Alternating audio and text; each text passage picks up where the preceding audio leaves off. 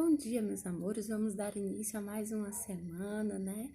Vamos fazer a nossa oração do Salmo 91 para que Deus possa estar nos abençoando essa semana, nos dando sabedoria, abençoando a nossa família, tá bom? Então, vamos curvar a nossa cabecinha e recitar o Salmo 91, certo? Aquele que habita no esconderijo do Altíssimo, à sombra do Onipotente descansará. Direi do Senhor: Ele é o meu Deus, o meu refúgio, a minha fortaleza, e nele confiarei, porque ele te livrará do laço do passarinheiro e da peste perniciosa. Ele te cobrirá com as suas penas, e debaixo das tuas asas te confiarás. A sua verdade será o teu escudo e broquel. Não terás medo do terror da noite, nem da seta que voa de dia, nem da peste que anda na escuridão, nem da mortandade que assola o meio-dia. 1000 cairão a teu lado, 10.000 à tua direita, mas não chegará a ti. Somente com os teus olhos contemplarás e verás a recompensa dos ímpios, porque tu, ó Senhor, és o meu refúgio. No Altíssimo fizeste a tua habitação. Nem o mal te cederá, nem praga alguma chegará à tua tenda, porque aos teus anjos dará ordem a teu respeito, para te guardar em todos os teus caminhos. Eles te sustentarão nas suas mãos, para que não tropeces com teu pé em pedra. Pisarás o leão e a cobra, calcarás os pés do filho do leão e a serpente. Porquanto tão encarecidamente me amou, eu também o livrarei. Pô-lo-ei e retiro alto, porque conhece meu nome. Ele me invocará e eu lhe responderei. Estarei com ele na angústia, dela retirarei e o glorificarei.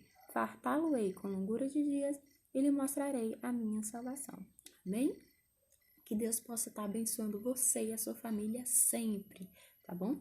Então, a gente vai dar início à nossa aula de português.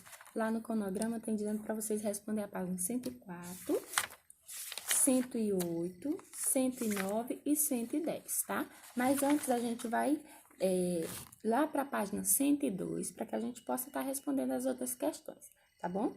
Então, na página 102 tem assim: leia o título do conto e observe as ilustrações e comente com seus colegas.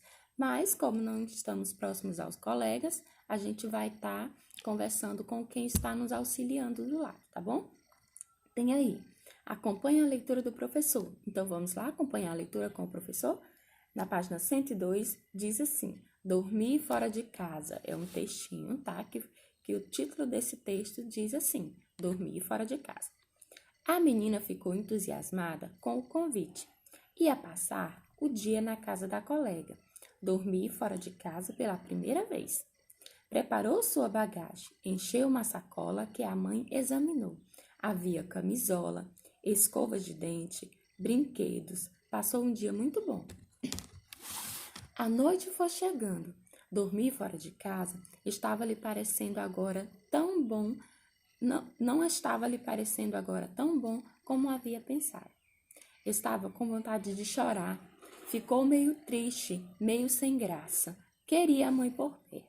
Queria sua cama, suas coisas. Fez uma carinha boa e pediu: posso telefonar para a mamãe? Mamãe havia saído. O jeito era aguentar firme. Distraiu-se com os brinquedos.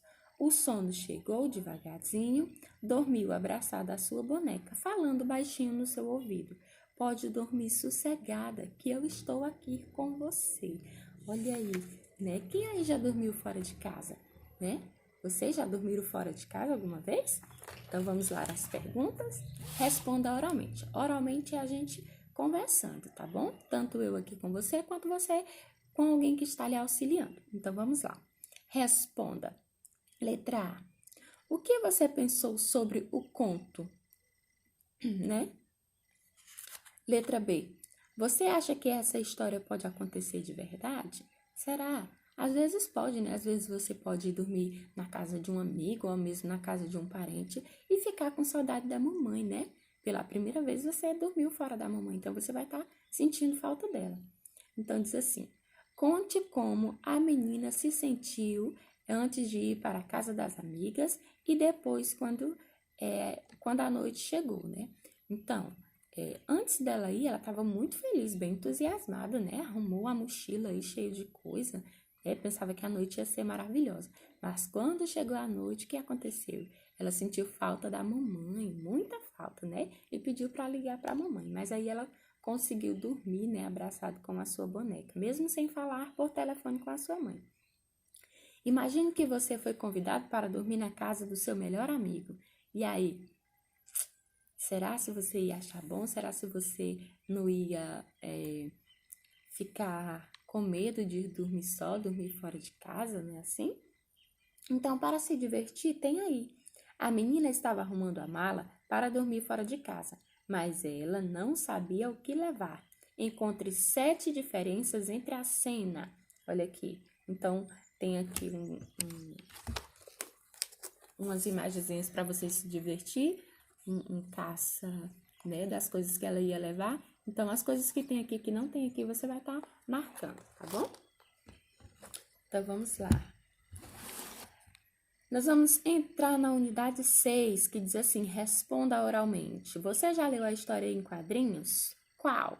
E aí, você já leu a história recitada em quadrinhos, em gibis, né? Qual foi a sua preferida? Observe atentamente a cena abaixo. Olha aí, tem aí a Mônica, né? E ela viu aí um floquinho de neve. Será que era realmente um floquinho de neve? E o títulozinho dessa história é assim, tá nevando? É uma pergunta, né? Porque no finalzinho tem um pontinho de exclamação, tá bom? Ou interrogação, perdão, porque ela está fazendo uma pergunta, então é o pontinho de interrogação.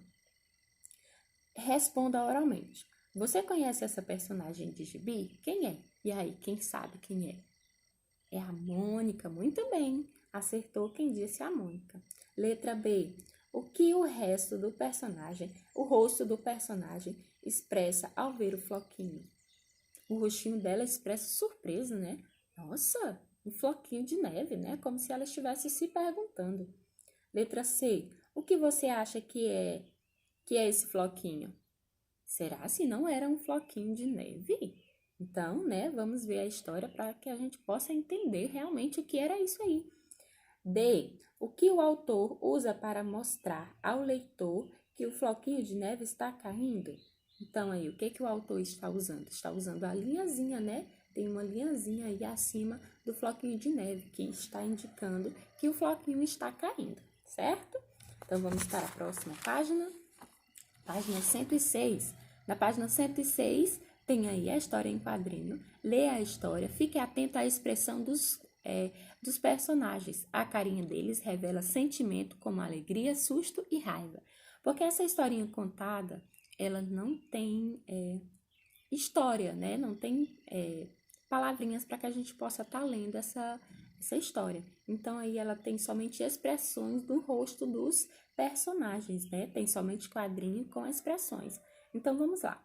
No primeiro quadro, o que quer dizer o primeiro quadro? No primeiro quadro, né, é a capinha do livro, onde indica que ela está assustada ao ver um floquinho de neve, né? No segundo, o que Mônica está fazendo, né? Qual a expressão do rosto aí da Mônica? Ela está, né, curiosa para saber o que é aquele floquinho.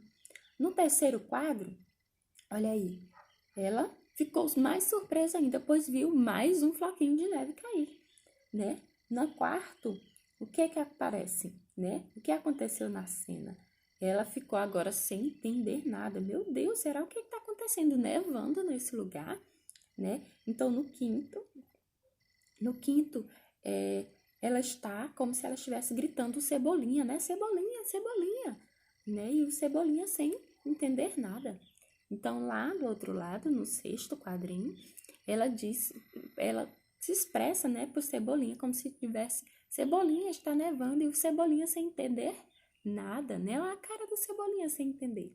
No próximo, né, ela já aparenta estar sentindo frio, né? E ele está dizendo, calma, calma, para ela não estar sentindo frio, né? E olha aí o que eles pensaram. Será o que foi que eles pensaram? Ele pensou que ia nevar, né? Ia fazer aí um boneco de neve para ele estar usando roupa aí de frio, né? No próximo, olha aí a outra imaginação dele, né? De estar descendo aí num trenorzinho. E a imaginação dela foi de estar esquiando no gelo, não foi assim? Então, na última aí, eles ficaram muito felizes em estar pensando, né? Nessa hipótese aí que realmente ia nevar. Aí ele observaram e olharam para cima. Quando eles olharam para cima, eles ficaram muito zangados. Olha aí a imagem da expressão do rostinho dele no último quadro, né? E realmente o que era? Era um anjinho comendo pipoca e as pipoquinhas estavam caindo no chão, né? E aí deu para perceber que era um floquinho de neve. Eles pensavam que era um floquinho de neve, mas a real verdade era que o anjinho estava comendo pipoca e que estava derramando a pipoca no chão. Olha aí, gente, né? E eles imaginando que era floquinho de neve, né? Então vamos lá as perguntas. Diz assim: responda oralmente. E então, você acertou que era o floquinho branco? E aí, vocês pensavam que era uma pipoca? Não, né? Nem a tia não imaginava que era uma pipoca, né? Pela história a gente dá para perceber realmente que é um floquinho de neve. Então vamos lá. O texto que você leu é uma história em quadrinhos, né? Marque a alternativa que apresenta as características de uma história em quadrinhos. Certo? Primeiro, a história tem texto? Não, a história não tem texto. A história tem imagens? Sim, a história tem imagens. A história é contada em quadros? Sim, pois é uma história em quadrinhos, então ela é contada através de quadros, certo? Os quadros podem ser lidos em qualquer ordem? Não. Os quadrinhos obedecem uma sequência? Sim. Toda história em quadrinho tem aí uma sequência para que a gente possa estar entendendo o texto, certo? Na terceira questão diz assim: observe a capa das revistas e responda oralmente.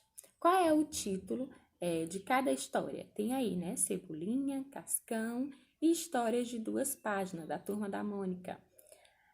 Letra B, quais são os personagens que aparecem neles? Aparece aí, né? Cascão, Cebolinha, Mônica, né? Tem aí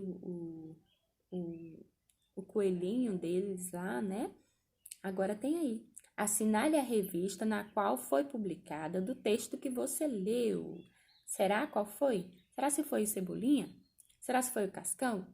A historinha que você leu, na verdade, foi uma historinha contada de 2 páginas, certo? Que ele só tinha 2 páginas. Lembra que a gente, na página anterior, era somente 2 páginas?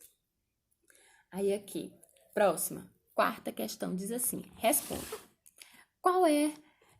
Quem é o autor do texto? Então, você vai estar lá olhando, né? Porque no finalzinho sempre aparece, tá bom? No finalzinho ou no início aparece aí o autor do texto. Letra B. Qual é o título da história? Você vai estar colocando o título da história.